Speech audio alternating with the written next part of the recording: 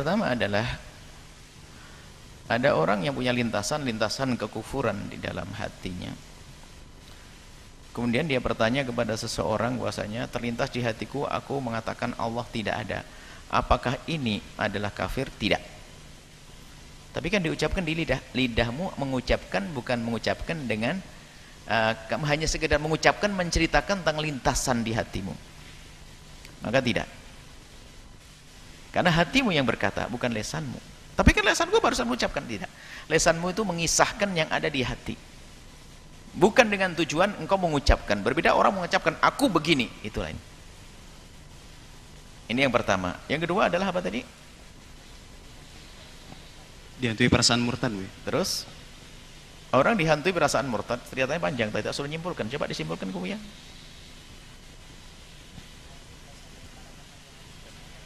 Bukan yang terakhir harus bersyahadat. Dihantui perasaan murtad terus gimana? Karena kurang dengar tadi. Mana?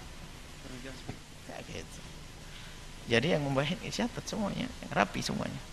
Dihantui sebab karena suaranya mohon nanti ini. Mohon maaf ini yang salah saya kurang mendengar, bukan ada yang bertanya. Orang dihantui perasaan murtad semua. Jadi kami ingatkan kepada ini semua mencatat, jangan lengah. Semuanya mencatat karena semua pertanyaan adalah ilmu. Dicatat pertanyaannya, dicatat. Karena ini semuanya pertanyaan adalah ilmu. Dihantui, insya Allah ini yang salah kami tidak begitu dengar. Dihantui oleh perasaan kekufuran tidak akan menjadi kafir. Akan tapi kalau anda perangi, anda akan kafir sesungguhnya. Cara memerangi adalah anda jangan mikir. Kalau memang itu anda, pertanyaan anda ini dari awal akhir ini termasuk bentuk was-was anda. Kalau itu adalah anda dengan pertanyaan yang panjang semacam ini, anda sebenarnya terkena was-was. Cuek, anda jangan peduli. Yang penting aku setiap ada lintasan asyhadu alla la ilaha illallah. Tidak, Allahu akbar. Selesai. Selagi masih kekufuran ada di dalam hati, itu tidak wajib orang mengucapkan syahadat karena dia tidak dianggap sebagai seorang murtad. Kalau sudah terbukti kemurtadannya, maka kalau murtad yang sesungguhnya, maka benar dia wajib mengucapkan kalimat syahadat. 2 kalimat syahadat. Bukan 2 syahadat, 2 kalimat syahadat. Asyhadu an la ilaha illallah, asyhadu anna Muhammadar Rasulullah. Jadi kami sampaikan kepada anda yang bersangkutan, anda tidak usah khawatir, anda masih dalam wilayah iman. Dengan catatan anda jangan bertanya-tanya lagi tentang hal ini kepada siapapun. Sudah cukup. Sebab pertanyaan anda akan menjadikan anda semakin was-was. Sudah selesai. Anda punya iman, jangan terlalu didengar bisikan setan. Anda umat Nabi Muhammad, bayangkan nanti anda digiring di padang mahsyar bersama Rasulullah, di surga bersama Nabi, selesai sudah. Adapun Allah pilih-pilih, Allah tidak ada, Allah ada, Allah ada, jangan dituruti. Sudah, anda cuek. Kalau anda fokus ke sana terus, semakin kuat itu was-was. Maka inilah yang sering terjadi adalah was-was kemurtatan, was-was keimanan. Dan itu membahayakan sekali hingga pada akhirnya dia jenuh sehingga akalnya tidak mampu, maka keluar dari iman. Na'udzubillah. Sebelum anda dibawa oleh setan keluar dari iman, maka berhentilah anda dari memikirkan demikian. Maka kami himbau, anda jangan bertanya lagi tentang masalah ini kepada siapapun. Sudah selesai. Anda punya iman.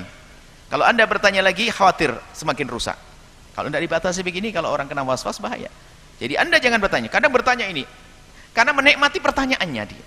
Dan anda benar, anda bertanya benar kepada kami, bertanya, kami hargai anda, insya Allah anda orang yang solehah, kalau memang betul ini adalah anda, dan dijaga iman anda oleh Allah. Kalau tidak, kalau bukan anda, teman anda. Akan tapi, kalau orang itu sering bertanya, maka sebetulnya itu bagian daripada buah was-was tersebut. Biarpun tanya kepada siapapun, tidak akan puas nanti. Bahkan kalau ketemu Nabi pun juga nggak puas pada akhirnya. Kenapa? Karena was-was. Jadi selesai, jangan bertanya lagi, tutup pertanyaan karena sudah jelas. Selagi masih di hati ungkapan kau tidak mengeluarkan orang dari iman dan tidak wajib seseorang mengucapkan kalimat syahadat untuk masuk Islam kembali karena memang dia tidak pernah keluar dari Islam. Kenapa harus berikrar syahadat untuk masuk Islam? Seperti itu. Dan semoga Allah menjaga ya tadi yang bersangkutan, Allah beri kekuatan iman, Allah beri ketabahan, Allah muliakan dunia dan akhirat.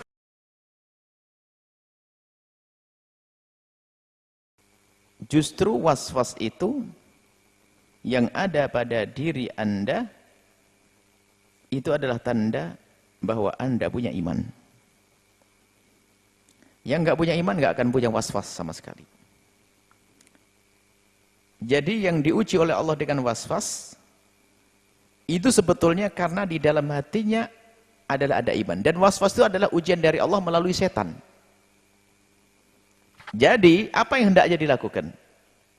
Sampai dikatakan mahdul iman. Jadi kalau nggak ada iman, nggak ada was-was Anda. Karena ada iman, karena ada iman, setan ingin masuk. Nah ini yang harus Anda pahami bahwasanya iman Anda ada. Kemudian ada datang namanya was-was. Jadi ini yang pertama, Anda punya iman, ini tandanya Anda punya iman. Lalu bagaimana kita? Apa yang hendaknya kita lakukan dengan was-was itu sendiri? Was-was adalah kiriman daripada setan. Dan Anda harus pahami itu kiriman setan. Karena kiriman setan, kecilkan. Jangan dianggap. Kecilkan. Katakan, hei setan, aku tidak. Hei was-was, aku tidak mau dengar kau. Lawan terus. Jangan dituruti. Karena apa? Kalau kita menuruti bisikan setan, maka keluar dari iman nanti pada akhirnya. Tapi yang jelas, karena ada iman, maka digoda oleh setan. Makanya orang yang sudah nggak beriman, nggak ada was-was lagi, setan nggak menggoda lagi. Jadi yang digoda oleh setan adalah karena ada iman. Cuman itulah bagaimana agar godaan ini tidak terus merongrong sampai habis, maka lawan itu was-was. Nggak ada jalan kecuali itu. Dan hanya Anda bisa, enggak. Ngajakin, no. Ngajak agama lain, no, tidak. Kadang Anda mungkin teriak-teriak di kamar Anda, tidak, aku nggak mau. Sorry ya, nggak bisa ya setan. Kau akan keluarkan aku dari iman? Tidak, tidak.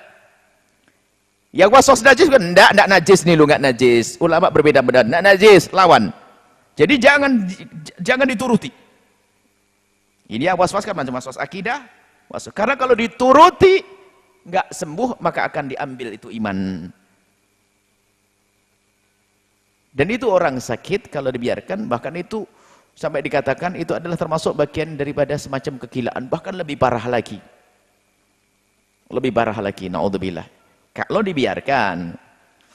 Kemudian di dalam Anda bermujahadah, karena itu sakit ada sakit fisik, ada sakit batin. Semua akan ada nilai di hadapan Allah.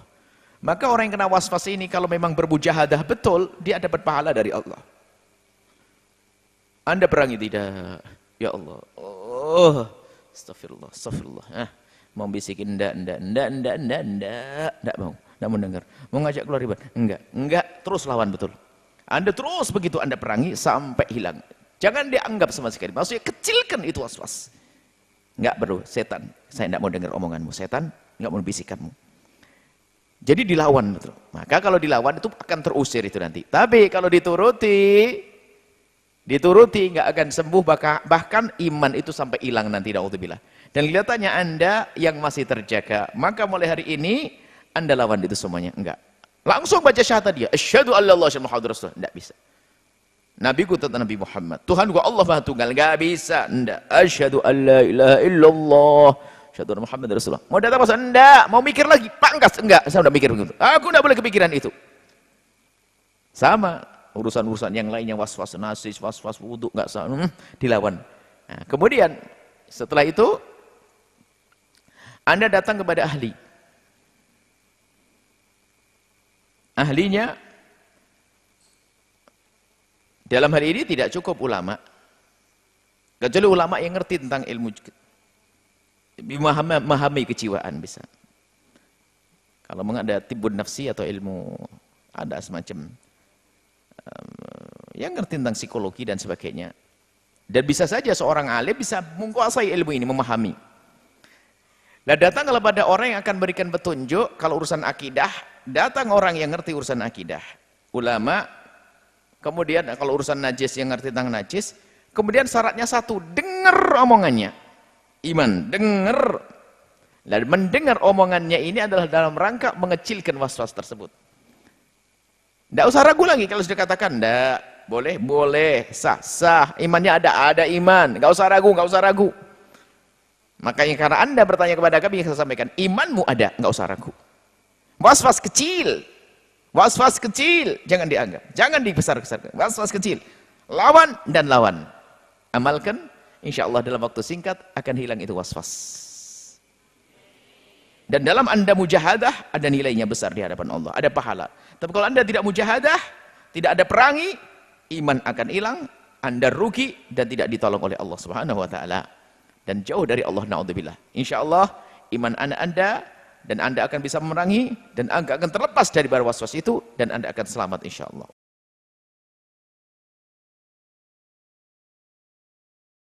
ada orang kafir atau orang non muslim asli dari kecil, ada orang keluar dari Islam murtad.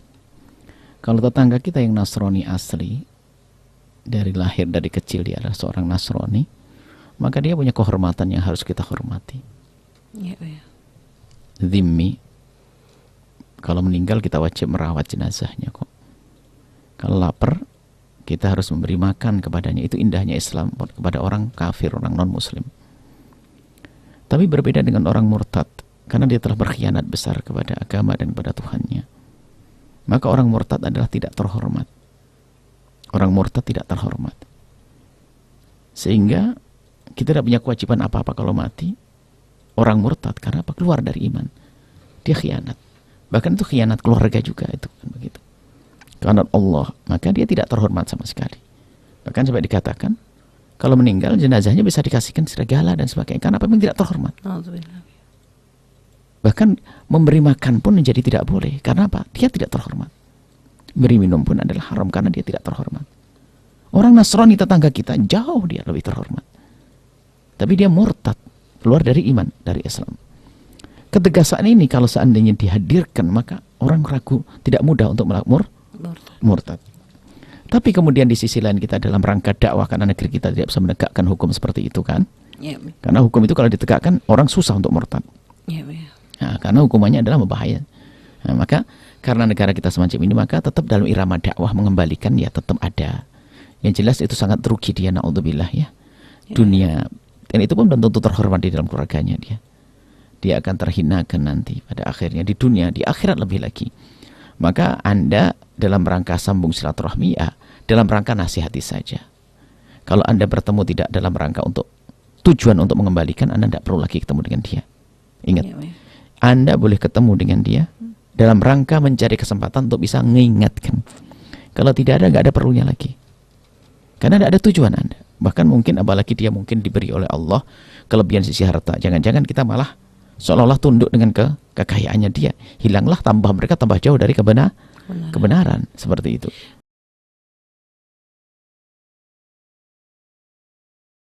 Autaraddada fihi, atau bimbang tentang keimanannya, kemurtadannya. Saya ini terus iman atau enggak? Terus iman atau enggak?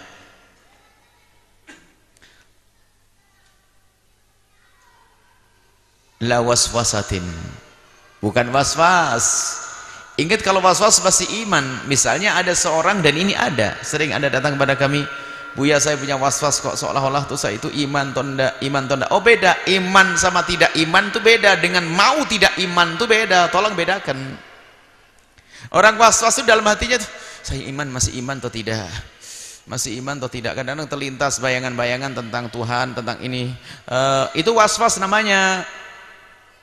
Kalau waswas masih punya iman, karena waswas bunyinya begini, saya ini iman atau tidak, iman atau tidak, itu waswas. Tapi kalau mengatakan tahun depan saya keluar dari iman,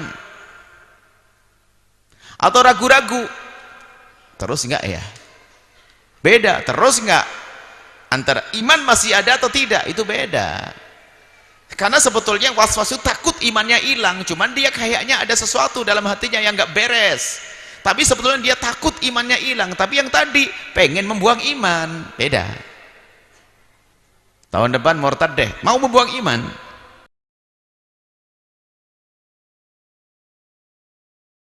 Ada banyak hal yang perlu disampaikan di balik pertanyaan tersebut.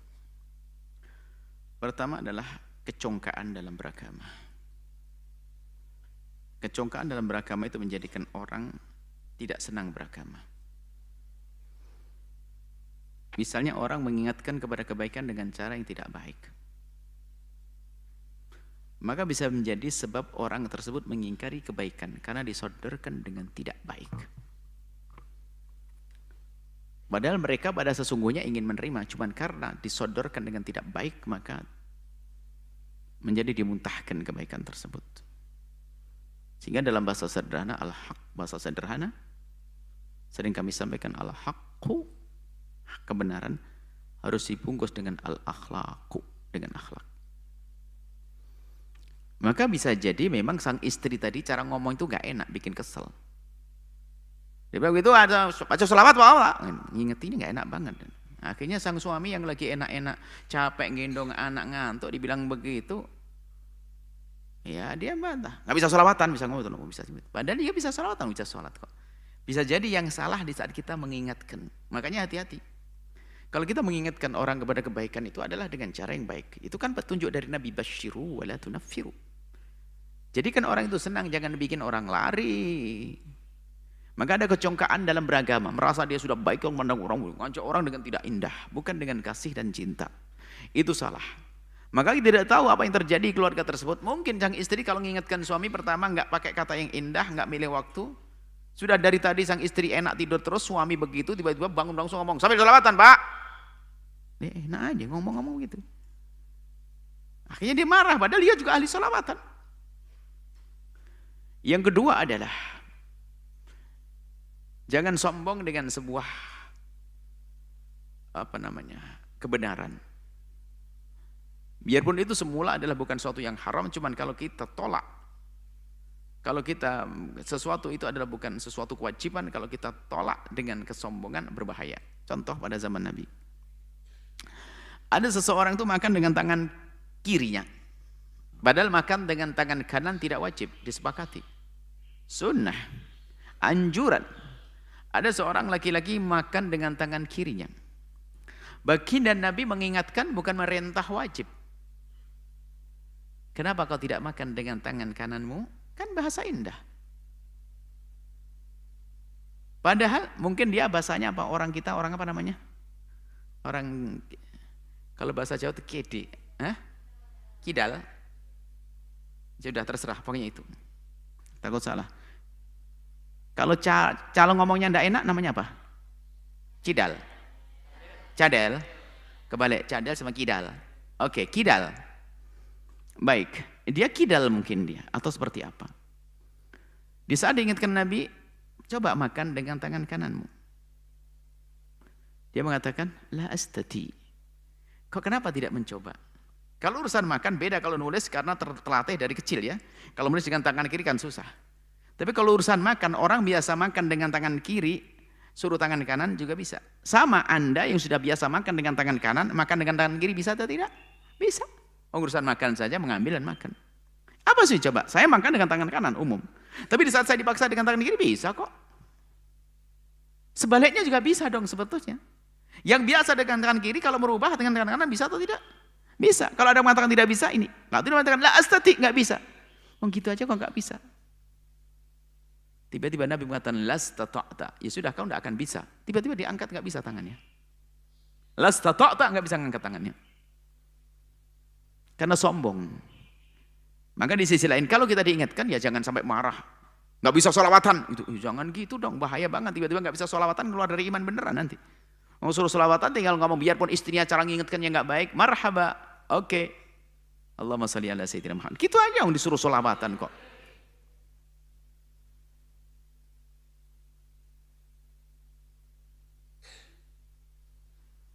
Jangan sampai, itu kan ada dua cara yang baik, cara mengingatkan. Ada suatu ketika ada orang robek Al-Quran, ternyata bukan karena marah. Karena dimarahi sama gurunya terus gini-gini, sampai dia marah, robek Al-Quran. Loh, yang menyampaikan kalau gurunya dia. Astagfirullah. Tapi kita nggak boleh melakukan ini, artinya kita tidak boleh menjadi orang salah yang pertama, tidak boleh menjadi orang salah yang kedua.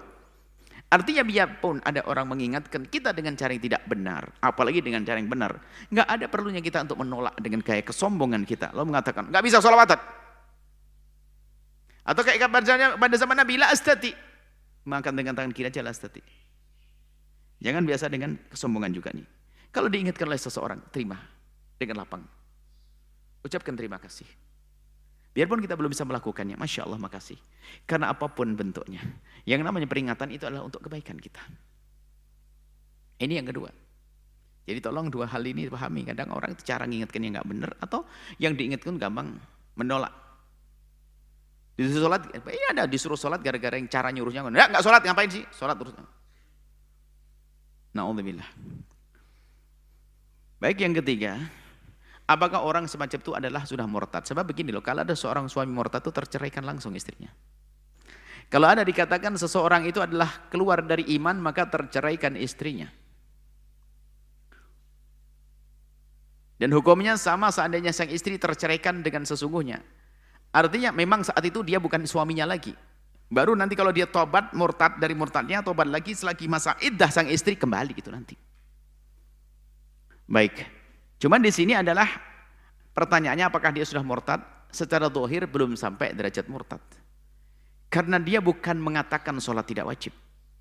Dia hanya berbohong, sholawat nggak bisa. Kemudian di saat melakukan sholat namanya hiburan. Hiburan bukan berarti sesuatu yang kita jadikan mainan, hiburan. Bahkan Nabi pun sendiri hiburannya adalah sholat. Kesenangan Nabi adalah sholat. Bahkan kalau dalam keadaan gelisah dan susah, Nabi mengatakan, ya Bilal arihni bis sholah. Jadikan aku senang. Masih mungkin, jadi omongan itu tidak menjadikan omongan murtad. Tapi mohon jangan ke depan ngomong seperti itu lagi ya. Jadi suami tersebut tidak disebut sebagai seorang murtad lalu terpisah urusan pernikahannya. Jadi tetap pernikahannya adalah sah suami istri. Gak usah bingung, gak usah mikir masalah itu. Kecuali sang suami murtad beneran, maka akan terpisahkan. Jika sang suami tidak tobat sebelum masa iddah berakhir, maka akan terpisahkan selamanya. Kecuali nikah baru lagi dan dia masuk Islam dulu. Seperti itu. Jadi itu tidak dianggap sebagai kemurtadan karena tidak ada kalimat soreh terang-terangan, dan itu pun juga tidak merendahkan sholawat dan juga tidak mengingkari, akan tapi cuman dia mengungkapkan kalimat-kalimat yang seperti itu. Nggak bisa sholawat, sholat demi hiburan. Itu bukan sesuatu yang mengkafirkan. Tidak dianggap sebagai sesuatu yang mengkafirkan. Akan tapi siapapun hati-hati, sebab urusan kan kita menghukumi zahir. Tapi batinnya nggak tahu, jangan-jangan memang batinnya sudah keluar dari iman, urusan dengan Allah. Biarpun dia dianggap Pak Kiai dan Haji dan Ustadz, kalau ternyata hatinya munafik, dia kafir batinnya. Tapi kita nggak boleh ikut-ikut dalam hal ini. Tapi di akhirat nanti nggak ada surga baginya selamanya. Biarpun dia katanya ahli sujud, karena dia munafik. Imannya keluar dari hatinya. Semoga Allah menjaga iman kita semuanya, menjadikan kita ahli surga, baik di dunia dan baik di akhirat. Wallahu a'lam bishawab.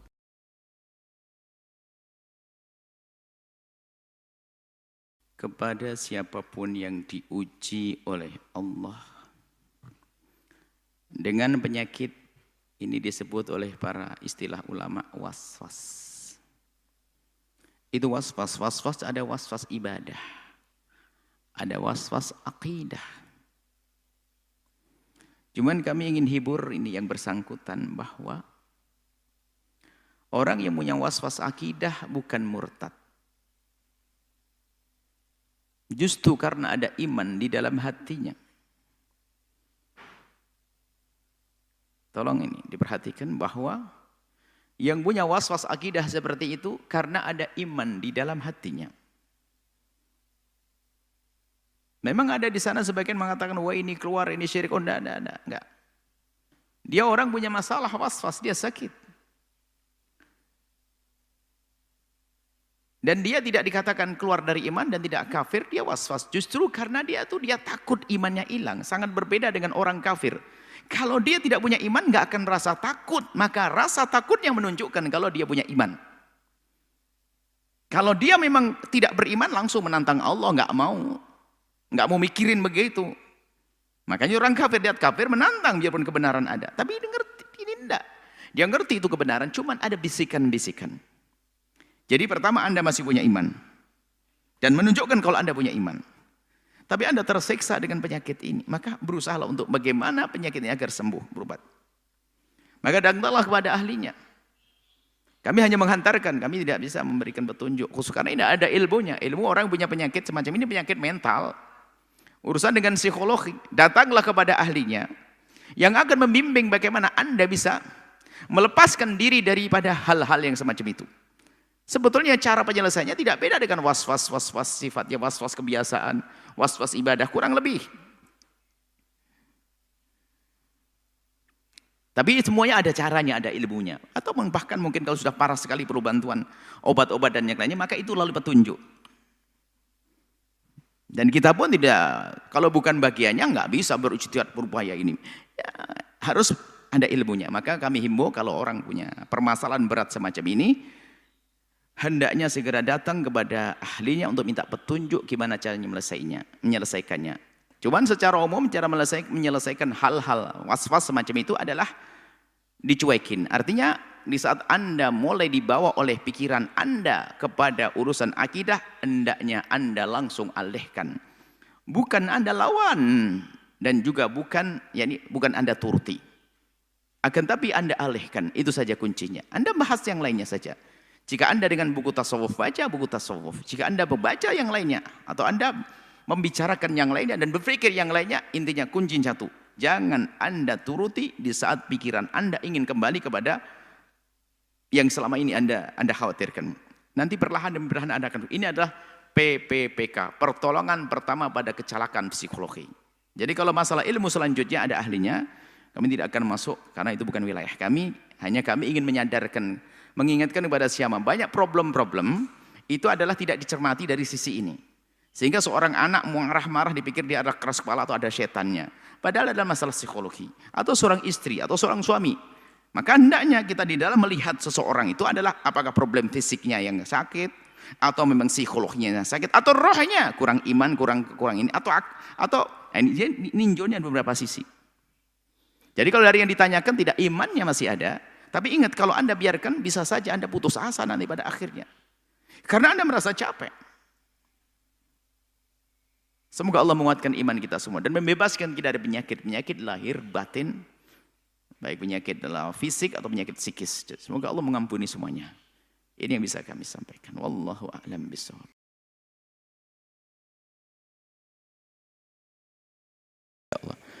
Untuk Anda dan yang seperti Anda yang diuji oleh Allah dengan was-was. Was-was urusan agama. Yang harus difahami bahwa was-was,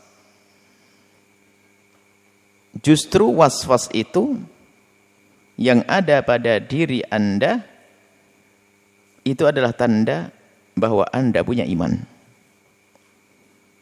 Yang nggak punya iman nggak akan punya was-was sama sekali.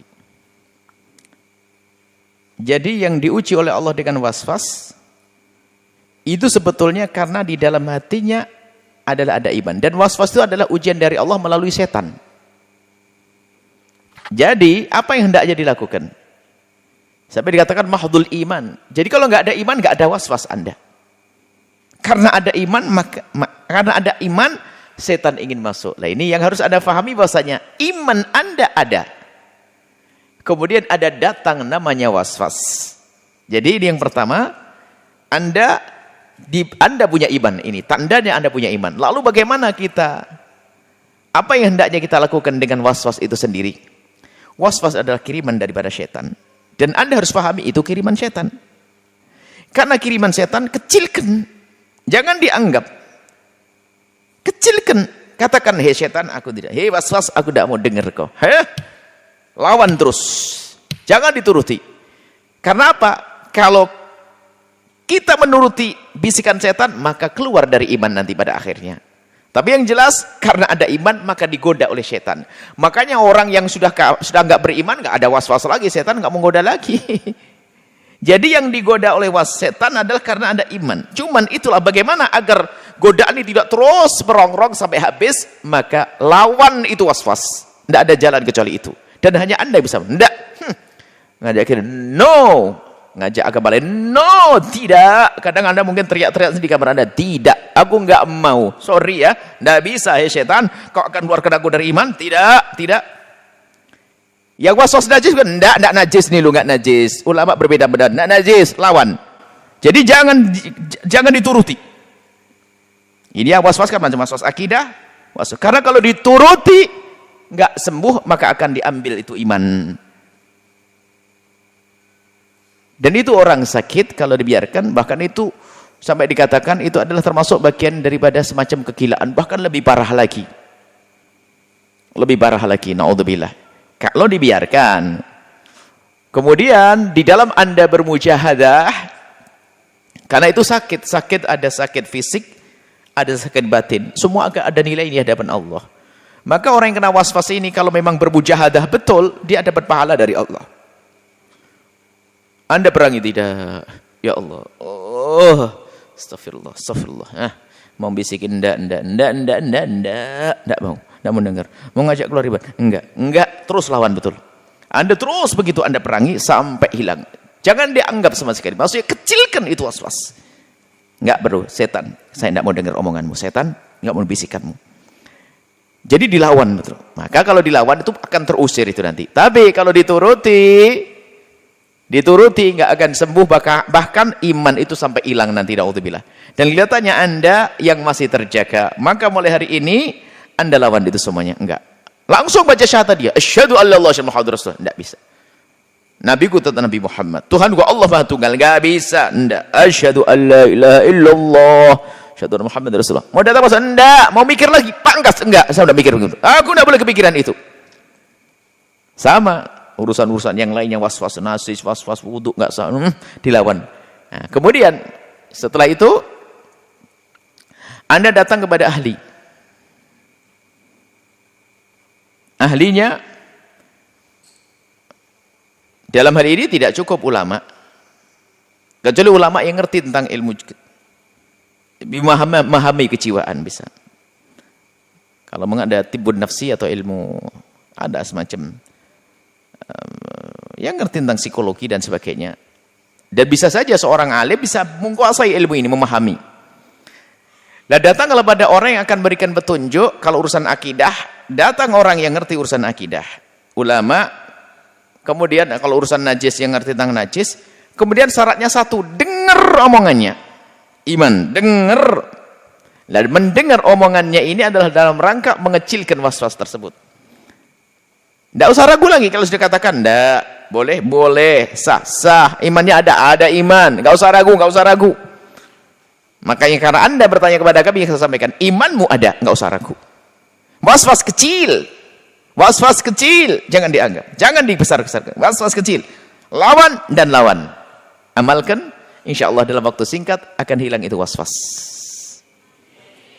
Dan dalam Anda mujahadah, ada nilainya besar di hadapan Allah, ada pahala. Tapi kalau Anda tidak mujahadah, tidak ada perangi, iman akan hilang, Anda rugi dan tidak ditolong oleh Allah Subhanahu wa taala.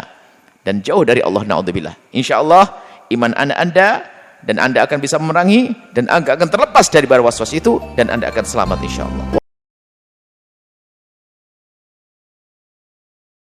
Baik, pelanggaran yang luar biasa besar adalah murtad.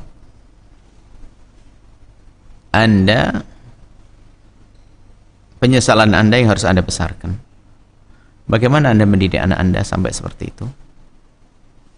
Khawatir itu adalah buah daripada pendidikan Anda atau keteledoran Anda dalam mendidik anak Anda. Banyak istighfar kepada Allah Subhanahu wa taala. Mantan suami Anda punya prinsip, dia benar karena orang murtad tidak perlu dihormati lagi aslinya. Aslinya orang murtad itu adalah tidak terhormat. Seorang Nasrani asli yang dikini-kinikan rumah kita itu wajib kita hormati sebagai tetangga. Tapi kalau sudah murtad, terhinakan. Karena pengkhianat besar, pengkhianat agama dia. Murtad tidak. Jadi suami Anda punya prinsip semacam itu, ada benarnya. Akan tapi seharusnya dirayu dulu dong, kan begitu. Nah, maka mungkin Anda ingin mencari anak Anda untuk Anda kembalikan kepada agama yang Allah ridhai. Maka carilah dan jangan salahkan suami Anda dengan prinsip juga. Dia ada mengandung kebenaran juga. Anda pun juga mengandung kebenaran dari sisi ingin menyelamatkan dulu deh. Ya sudah, Anda temui anak Anda cari kembalikan kepada agama yang benar. Mungkin masih ada adik-adiknya, beri pendidikan yang baik. Naudzubillah. Pindah agama itu gak gampang, iman loh ya, susah.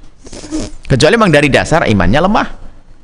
Kenapa imannya lemah kan seperti itu. Jadi sudah bisa Anda urusi perceraian Anda dengan suami Anda, biar semuanya bisa mengambil jalan masing-masing yang jelas. Anda pun bisa menikah dengan suami yang baik, yang soleh, dan suami Anda bisa menikah dengan wanita yang Anda biar diberesin, biar yang menikahi Anda juga yang membantu Anda dalam menyelesaikan permasalahan juga ada. Anda pun suami sudah biarkan dengan prinsipnya karena murtad memang betul, bukan hanya lagi tidak saling mewarisi juga dan seterusnya, karena terhinakan. Bahkan kalau orang meninggal dunia, orang murtad meninggal dunia tidak terhormat. Kalau orang Nasrani meninggal dunia, orang Nasrani yang asli meninggal dunia, maka kita wajib merawat jenazahnya. Tapi kalau murtad boleh dikasihkan anjing.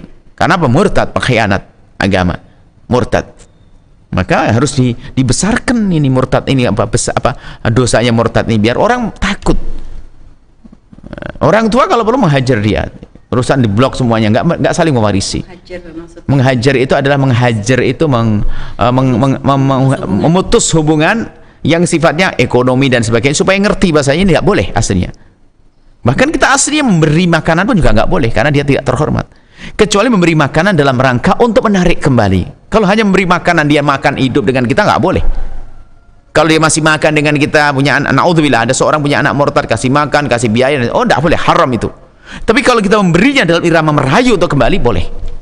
Tapi kita memberinya tidak pernah berusaha untuk menyelamatkannya, nggak boleh. Haram, karena murtad. Jadi carilah anak Anda dengan niat untuk menyelamatkannya, temui dia, bawa kembali, kemudian insya Allah dengan itu semua akan menjadi sebab kebaikan. Tobatlah kepada Allah.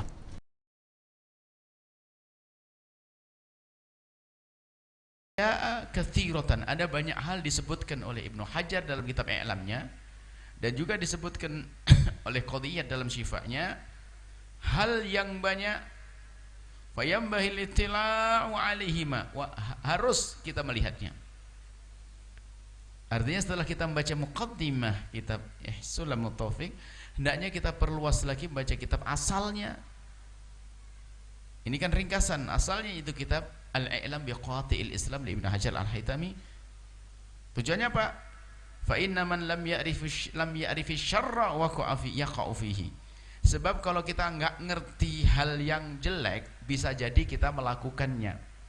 Kalau kita tidak mengerti kalimat-kalimat yang kotor membahayakan, mungkin kita akan mengungkapkannya. Tapi kalau tahu ini jelek, ini kotor, maka kita tidak akan mengucapkannya. Maka wajib mempelajari kitab ini. Ini jarang, tidak ada di kitab lain hal yang semacam ini. Kemudian lanjutannya adalah wahasilu aktsari tilkal ibarati. Kalau disimpulkan, kesimpulannya daripada ibarat yang tadi banyak, mengatakan ana adu wa adu jadik, ana adu wa adu nabiyik, dan seterusnya, kesimpulannya dari kalimat-kalimat tersebut kok dianggap sebagai kalimat yang mengeluarkan seorang dari Islam iman, menjadikan murtad. Yarji ila anna kullu, yarji kepada satu kaidah, anna kulli aqdin au fi'lin au qawlin yadullu ala istihanati au istighfafin billahi au kutubihi au rusulihi au malaikatihi au syairihi.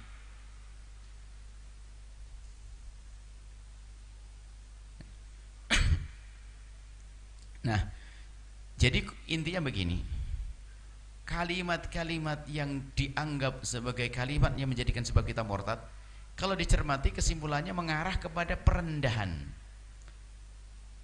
kepada berikut ini, kerendahan kepada Islam, Nabi Muhammad dan sebagainya.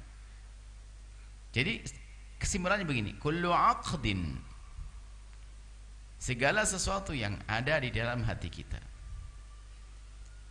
aqdin i'tiqad, au fi'lin atau perbuatan, au qawlin atau ucapan, ya dulu ala istihanatin,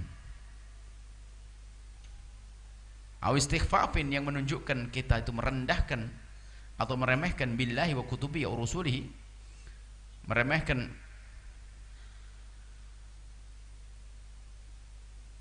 kitab Allah, Rasulullah, syiar-syiar agama, ma'alim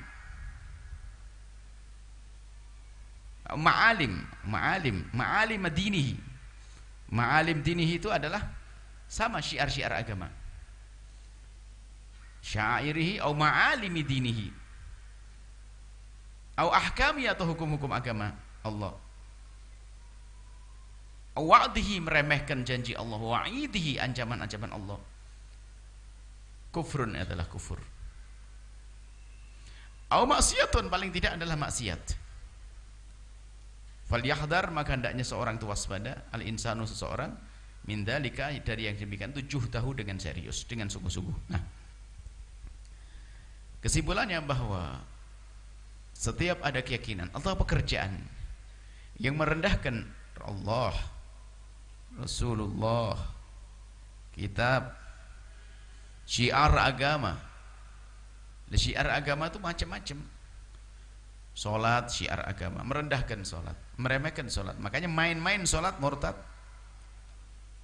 Syiar agama dibikin main-main. Pekerjaannya dengan anggota tubuhnya merendahkan dengan keyakinan nginjek Al-Quran, Allah murtad. Ini syiar agama direndahkan, murtad. Syiar agama direndahkan. Makanya mungkin kalau kita pernah mendengar di negeri ini ada orang merendahkan Al-Quran, merendahkan syariat, ya murtad dia, sudah. Na'udzubillah, harus bersyahadat lagi dia. Merendahkan Al-Quran, merendahkan Nabi Muhammad, merendahkan syariat Nabi Muhammad. Karena ada satu orang yang katanya di Indonesia punya, ya murtad dia. Kalau murtad ya murtad. Suruh tobat, kalau mau tobat dipenggal lehernya. Karena dia kurang ajar, murtad. Jadi seperti itu. Jadi waspada, jangan guyonan. Urusan agama lah, jangan main-main, murtad, na'udzubillah. Faslun fasal.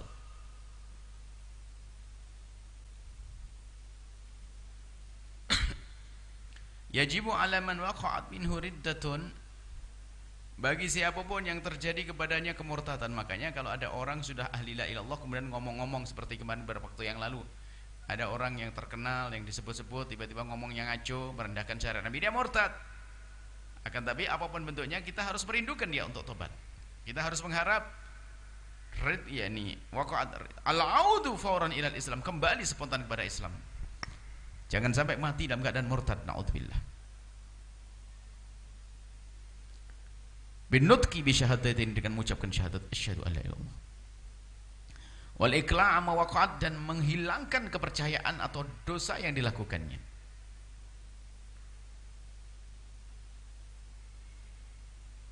Wa yajibu alaihi an-nadamu, dan wajib menyesal. Ala ma sadara minhu, dari apa yang telah keluar darinya. Wal azmu, dan harus bersemangat ala alla ya'uda limithlihi, untuk tidak mengulang lagi. Wa qada'u ma fatahu, dan wajib mengqada apa yang telah ditinggalkan min wajibatin, dari kewajiban, min wajibati syar'i, dari kewajiban beragama. Salat, puasa yang ditinggalkan gara-gara murtad wajib diulang.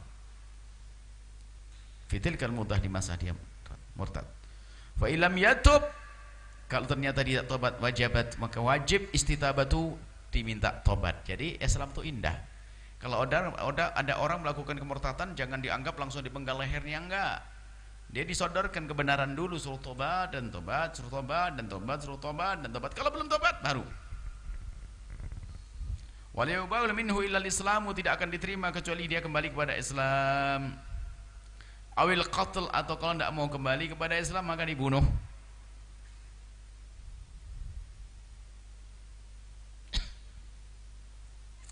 Wa yabtulu biha shaumuhu, puasanya batal. Tayammumuhu, tayammum batal. Nikahu, nikahnya qabla dukhul. Jadi ada suami istri kok satunya murtad, kalau memang belum pernah berhubungan batal, langsung terpisah. Tapi kalau ternyata sudah pernah berhubungan, maka ditunggu. Kalau suami yang murtad kembali kepada Islam dalam keadaan masih masa iddah, seperti dicerai.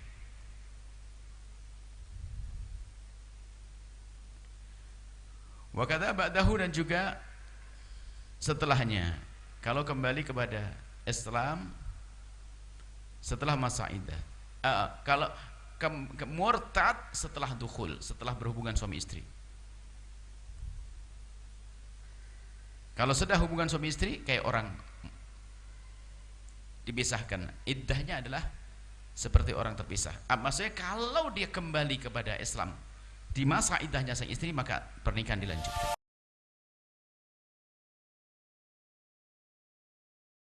Af'al, murtad karena pekerjaan. Yang pertama adalah kasujudin lisonamin,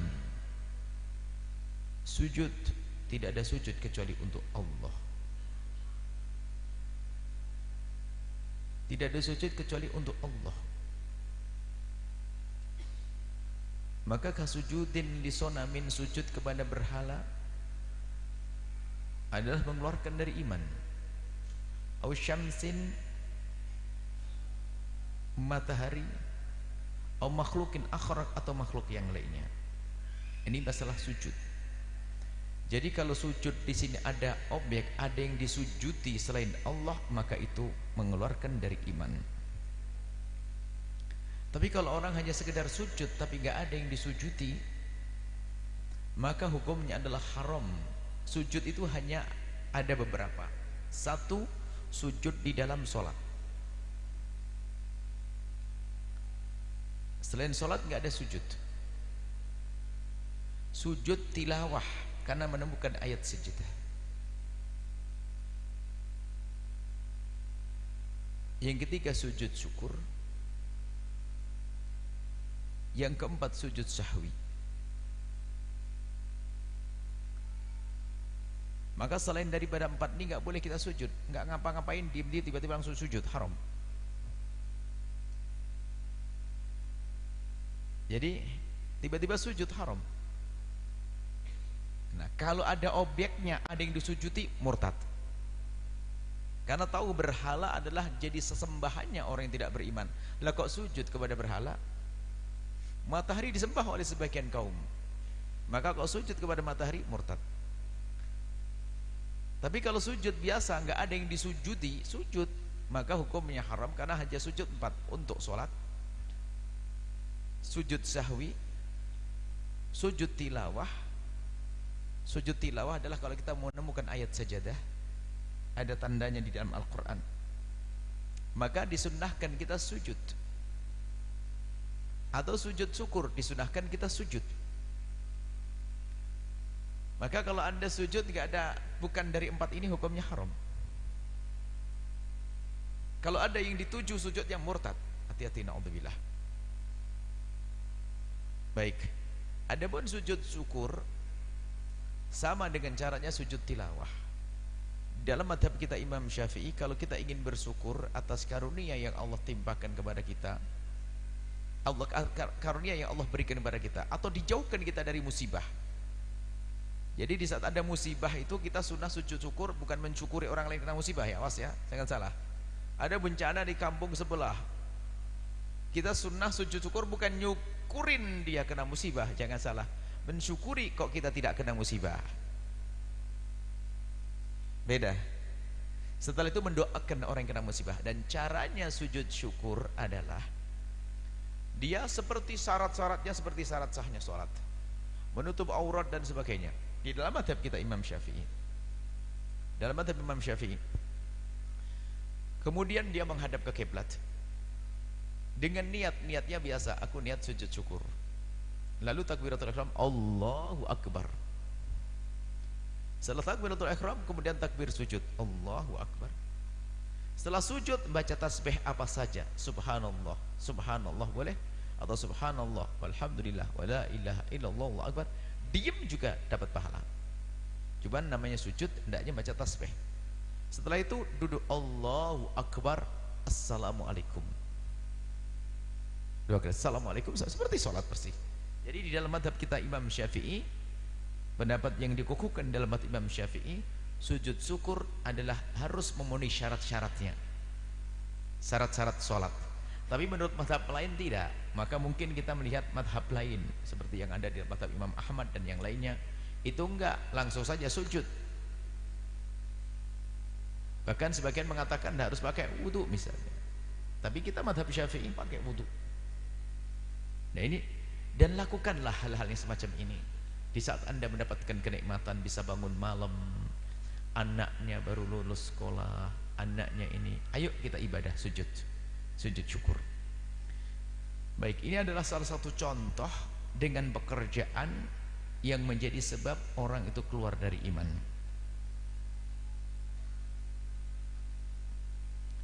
Kemudian yang ketiga, sujud kepada makhluk akbar. Kemudian disebut juga oleh para ulama ruku. Ruku ini ibadah. Ruku ini ibadah. Makanya orang ruku, kalau rukuknya ada objek yang jelas kemudian niat ibadah, ada sesuatu yang dirukui dan niat ibadah, murtad. Lalu bagaimana kita membungkuk di depan orang Ini kan tanda adab kita.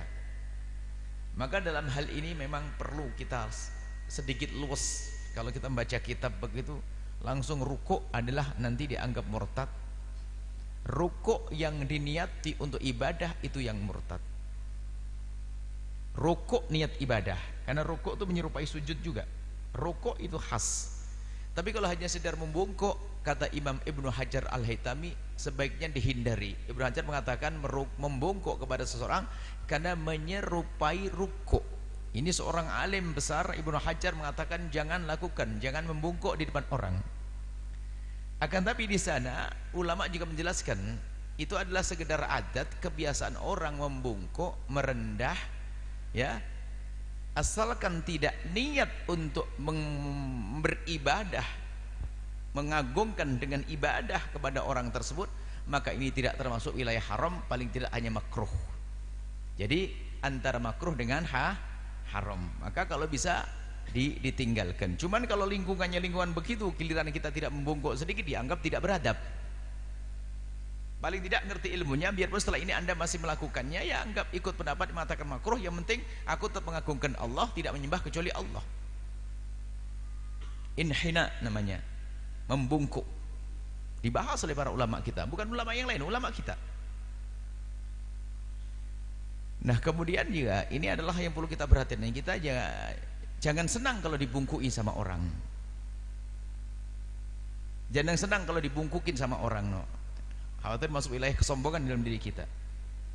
Orang bungkuk senang semuanya, kita senang, itu awas penyakit dalam hati. Kalau lagi suruh berdiri, apalagi kadang jalannya pakai lutut, nanti tumpah itu tehnya, tumpah kopinya. Ada satu tempat menyajikan minuman dengan lututnya, berjalan dengan kakinya, berdiri, ya. Kalau jalan dengan lutut nanti keserimpet sama sarungnya, keblip, itu kan jauh.